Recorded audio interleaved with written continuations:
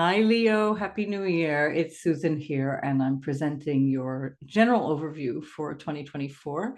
We're just going to have a look at the major themes for the year. I won't go into too much detail. You'll find that on other videos. And I just wanted to cover the most important points so you can get your heads up and pens out maybe for taking note of the year ahead. So this is, of course, for Leo sun, moon, or rising. For Leo sun, very, very important. And of course, Leo rising too, and the moon to a lesser extent. That's more of an internal experience. So you'll see more about that in the details below the video. So let's have a look first in January at this very, very important change in your life, which is that Pluto is moving into your seventh house of relationships and partnerships and potentially business partners as well as romantic ones. So it's important people in your life. The seventh house is people that you encounter regularly and in a significant way. So this is going to change pretty much everything. When the Pluto moves into the quadrant houses, that's the first, fourth, seventh, or 10th, things really, really shift. And so please have a look at my Pluto in Aquarius video for more details. I'll link that below, and you'll find a lot more information there because it's just too much to cover again in this video. And so Pluto went into your seventh house March 23rd until the 11th of June of 2023. So it was just a brief dip in, but you might have had a glimpse of what that might represent for you. And now Pluto in 2024 gets up to the second degree. So where previously it only went up to the first half of a degree, to 30 minutes of a degree, it's now going all the way up to 2 degrees and 4 arc minutes. And so basically the first and second degrees of Aquarius or first and second degrees of any Leo placements are really going to be strongly impacted. This will impact your relationships and the way that you also show up. So this is an opportunity for you to recognize where there might be power plays and the ways that things might play out in relationships in ways that teach you something about yourself. Seventh house is always like a mirror that you're getting lessons and learning from what's happening in terms of me. So there will be a retrograde. Pluto retrogrades at that 2 degree point on the 2nd of May, and then it stations direct on the 11th of October, and that direct station is going to be at 29 degrees. That's back in your sixth house. And so that sixth house was all about your work and your health and how you function every day. And again, you can have a look at the video that I did in March of 2023 to see much more detail about these different passages.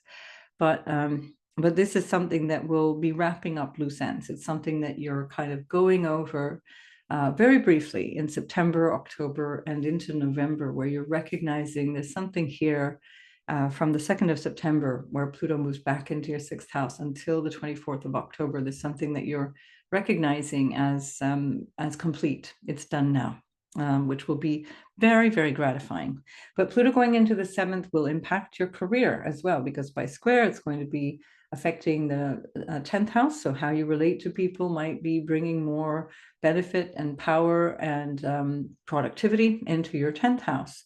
It'll affect your 4th house. Where do you live? How's your family? What does the composition of your family feel like?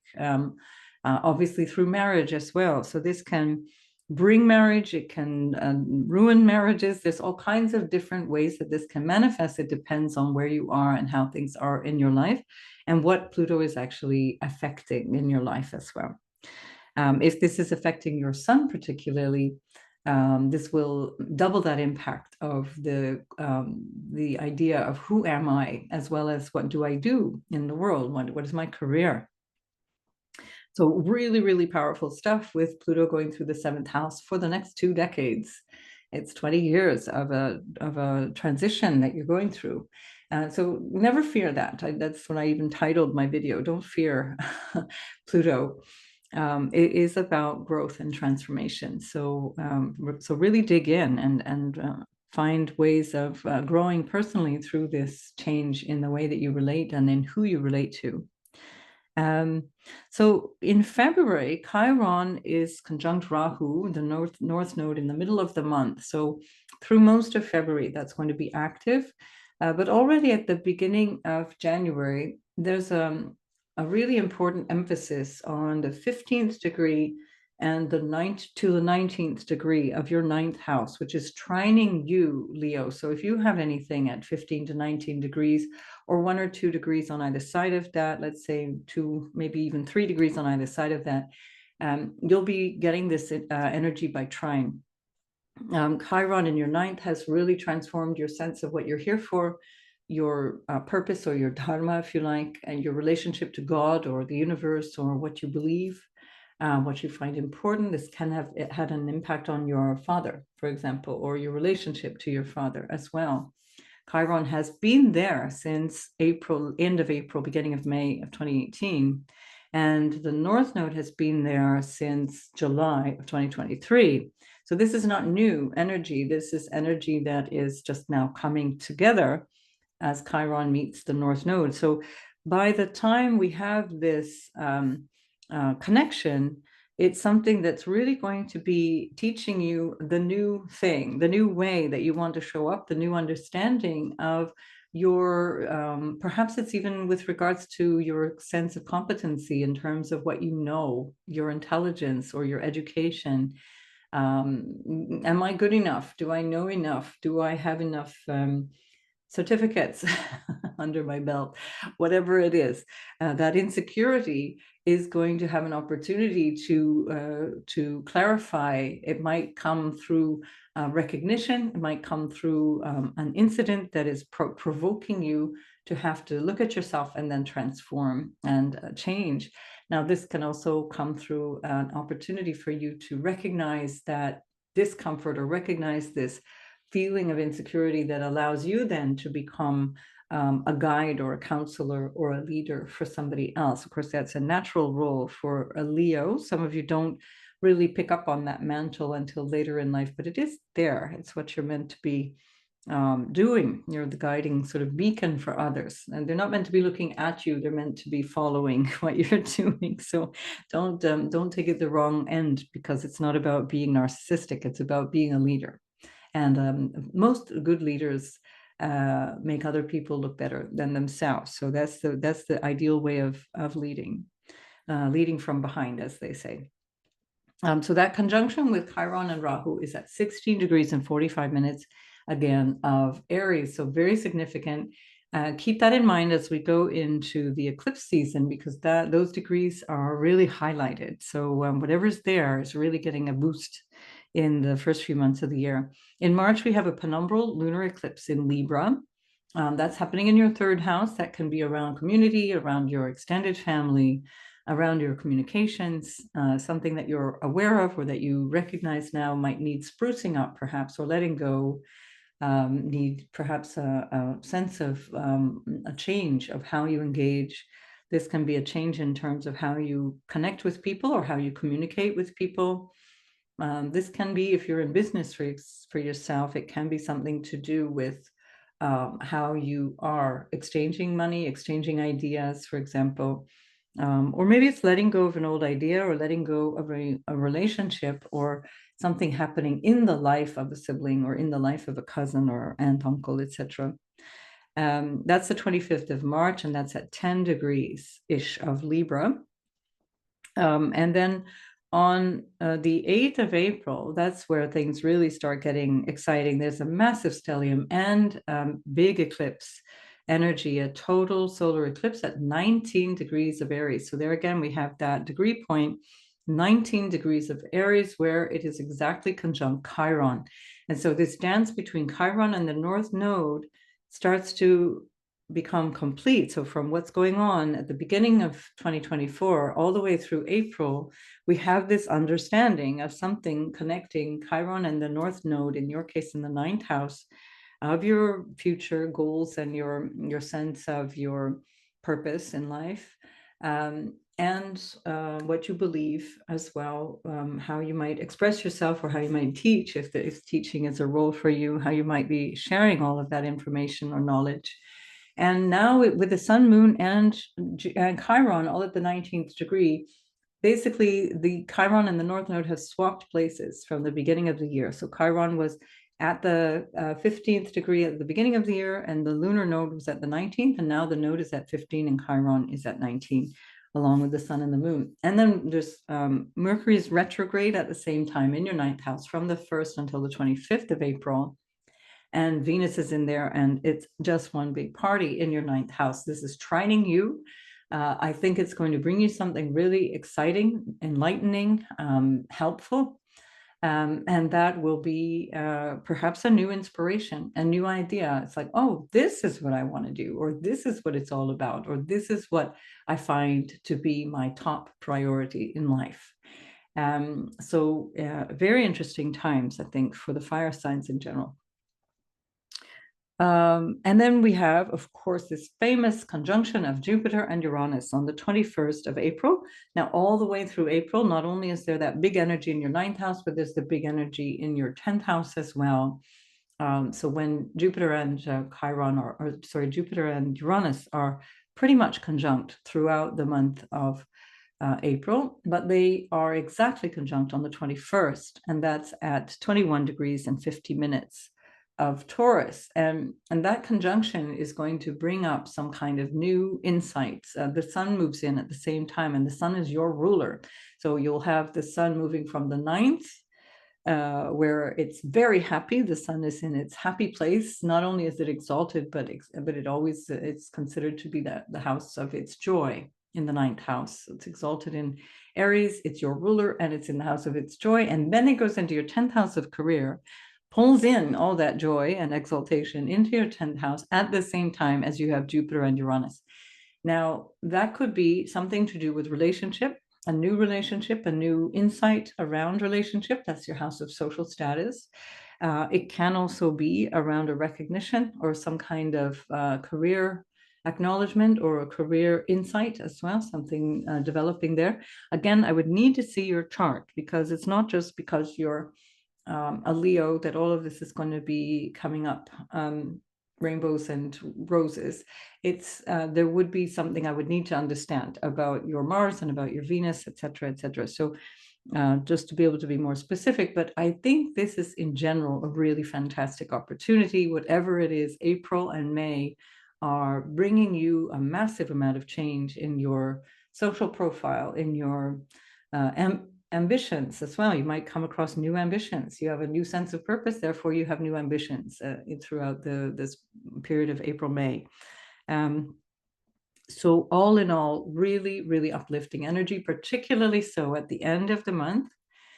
Jupiter will be coming towards the end of Taurus, and on the 23rd of May, it's going to conjunct Venus. Oh yeah, Venus is in your 10th as well through May. It's just fantastic. So Venus is going to be there in her sign of rulership all the way through. So then you have Venus conjunct Jupiter, 23rd of May. Jupiter is going to conjoin the sun, 24th of May. And then on the 25th of May, Jupiter moves into your 11th house. And then they all move in fact, Jupiter is following the Venus and the sun. So they stay in a conjunction, basically, in the last week of May. I mean, it's just pretty marvelous. So basically, you have a really, really lovely April, May of developments and growth in your social or career, or your sense of identity, your sense of purpose in this life. It's really fantastic. Jupiter is also sextiling Neptune on the 24th of May. So there can be something quite spiritual here, something quite enlightening, quite nourishing, bringing in a sense of deep understanding and compassion. That's one way that can be experienced. But most importantly, as Jupiter moves into your 11th house, which is the house of gains, the house of what you earn from what you do, things that can come from other people, sponsors, or support from friends in high places, or from people who are really who have your best interests at heart. When Jupiter goes into the 11th house, along with the Sun and Venus, it's trining Pluto in your 7th. Yeah, so this is all really, really uplifting, very, very positive energy. It can bring you new business partners. It can bring you new business opportunities, or in some case, even a personal partner, a life partner, new friends, or new opportunities to connect with people in new social groups in a harmonious way. Very empowering, very enlightening. I think you're going to really like this energy in the basically, let's call it April, May, and even into June. So make the most of that. That's fantastic. And then we've got on the 30th of June, Saturn, which is in your 8th house all this year. Saturn is stationing retrograde at 19 degrees. Saturn goes basically in 2024 from the 3rd degree of Pisces all the way through to the 19th degree where it stations and kind of hovers there. And the last part of June, it's going to stay there around that 19th degree. This is in the more hidden area of your life. And so that can be about marriage, it can be about business partners, it can be about money that you are receiving from other people. But because it's Saturn, often what it is that it feels like you're not getting the support that you want, that you have to learn how to take care of yourself. You might need to give up the idea that you can expect money from other people, or that you have to recognize where you need to do more work and sort out your finances.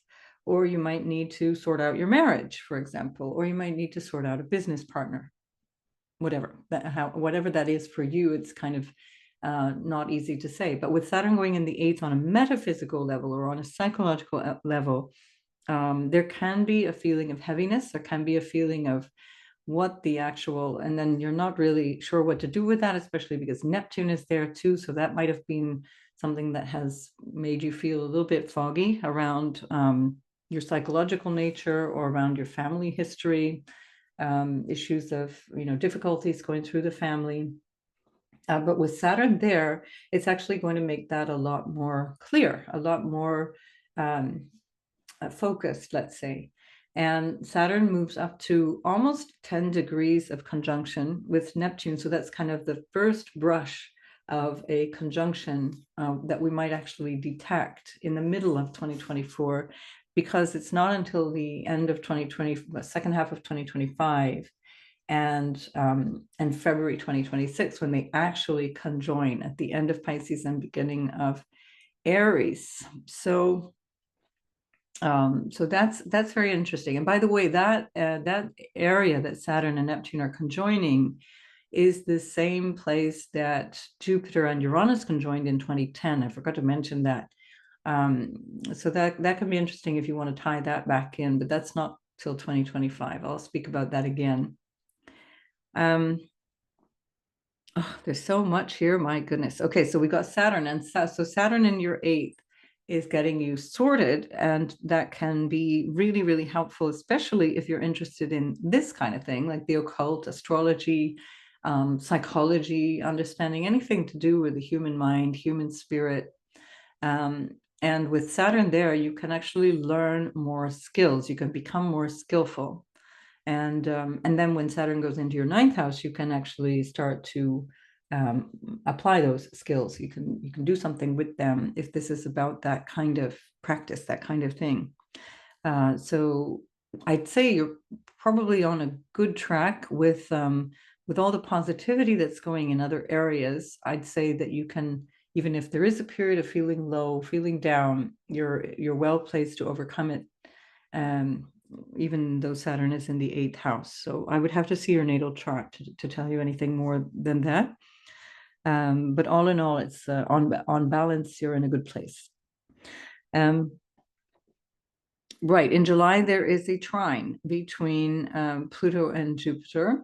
It's something that also there's going to be a trine between Pluto and Uranus later in the year as well. I'll speak about these things later in other videos. I'm trying to be as targeted as possible. We also have a Mercury retrograde in your sign. So Mercury actually retrogrades in Virgo and it goes back into your sign.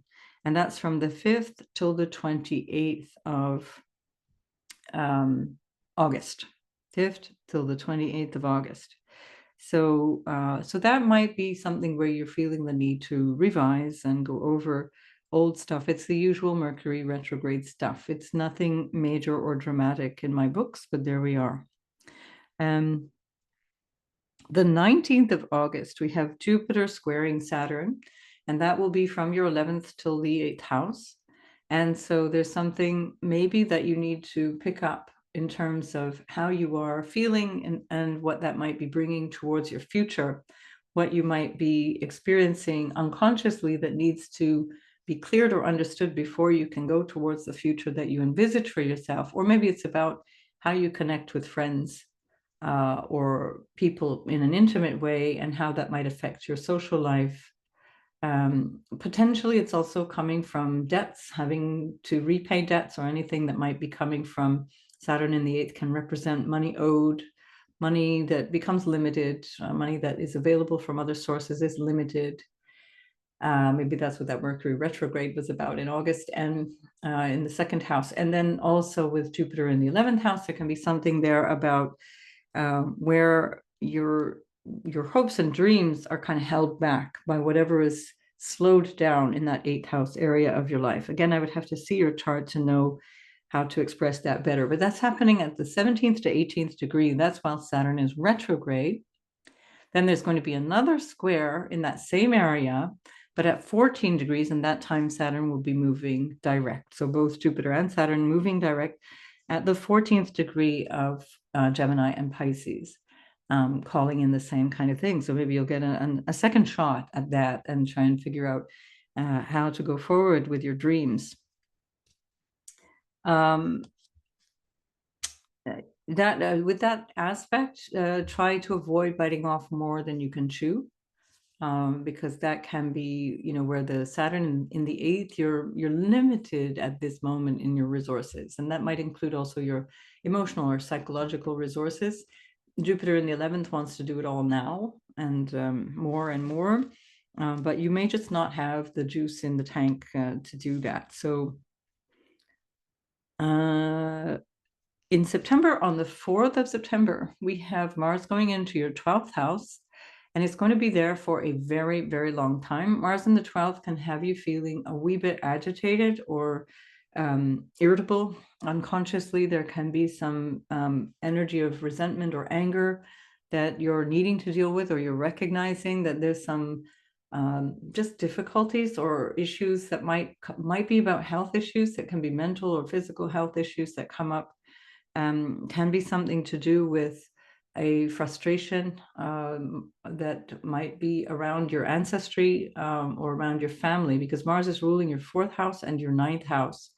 9th house could be in-laws, your father. 4th house, of course, is your family of origin or the family you've established, and the 12th house is your ancestors as well. So there might be something there that you'll need to revise or go over or deal with, it then goes into your 1st house up until 6 degrees Leo. So if you have anywhere in the 1st to let's say the 8th degree of Leo, you'll feel this very intensely. Mars is stationing retrograde at 8 Leo, and then it goes back into your 12th house, and it just stays there and stays there and stays there. So it's basically essentially September, October, and into November, it's in your 12th, then it goes into your 1st house and only gets to the 6th degree. And then on the 5th of December, it's stationing and turning backwards. Now, on the 25th of January, you had a full moon in your 1st house at 5 degrees. And so this Mars is coming back to that place. So we're tying in January and December, and it's very personal to you, Leo. So whatever that was going on 25th of January, and now again on the 5th of December, we're tying those things together as we get this Mars retrograding back into your 12th house.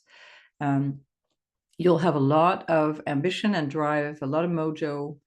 On the 3rd of November, Mars is opposing Pluto from your 12th house to your 6th house. So there may be something that comes back from before, especially from the beginning of 2024, where all of January, basically, Pluto was at that 29th degree. Now we're coming back to this place where Mars is opposing Pluto from your 12th to your 6th, and bringing up some need to take action or a recognition of what has already been accomplished.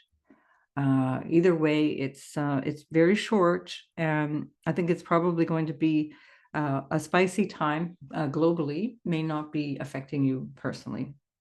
You may not notice it particularly, but that's at 29 degrees and 45 minutes. So it's almost, so if you've got a couple of degrees into Libra, that will affect you very powerfully, because that Pluto is hanging around those degree points. And then Mars, of course, keeps going back and forth over those degree points. So your Leo is, I didn't mean Libra, I meant Leo. Leo is really being challenged this year in some parts of the year to really step up, as you're meant to do, Leo. So the first eclipse that's happening in the Pisces and Virgo axis, which for you is the 8th house, and the 2nd house is happening in the 8th house in Pisces at 25 degrees. And that is on the 18th of September. So the next cycle of eclipses will happen from mid-January of 2025 until the middle of 2026. But from mid 2023 until January 2025, we've still got those eclipse points mostly in your 3rd and 9th house of Aries Libra. And now when the North Node moves into the 8th house, you're going to, this is the kind of announcement, if you like. It's like ringing the bell to bring your attention to your 8th house, where most of your focus will be over the year and a half from the beginning of 2025. But so in September, the 18th of September, you're going to have this eclipse where the nodes are still in the 9th and 3rd houses, and the sun and moon are in the 8th and the 2nd houses. So the sun at 25 degrees of Virgo, and the moon at 25 degrees of Pisces, along with Neptune as well. So a very interesting time. There may be something that you recognize. You know, Neptune in the 8th house may have have experiences of betrayal or loss or some kind of disappointment in other people, whether it be around finances or around fidelity or intimate issues. And so this might be highlighting something that you are becoming aware of, becoming ready to process. It's difficult to say more without seeing your chart, as always. Then we have another eclipse. That one is the annular Libra solar eclipse that's happening in your 3rd house. So that's a really powerful one for 10 degrees-ish of Libra, and anything that you might have in Libra and Aries. If you have anything around that 10-degree point or a couple of degrees on either side in your sign, this is in a favorable energy for you. It's conjunct Mercury as well in your 3rd house, which makes that very strong, because Mercury loves being in the 3rd house. So there's something here that you're recognizing around your neighbors, your siblings, your family, what you need to let go of, everything that I've mentioned before. Again, you can find out more about these specific things, like the eclipse axis of Aries Libra, by looking at my other videos. I'll link those below so you can easily find them. So otherwise I will just be here all day. So listen, that is quite the year ahead for you. It's a year for you to really pull up your socks and get serious about your career, about your social status, and make the most of that. My dog has just been clawing at the door, so now it's time to go out for a walk. So Leo, have a fabulous year ahead, and I'll see you in the next video.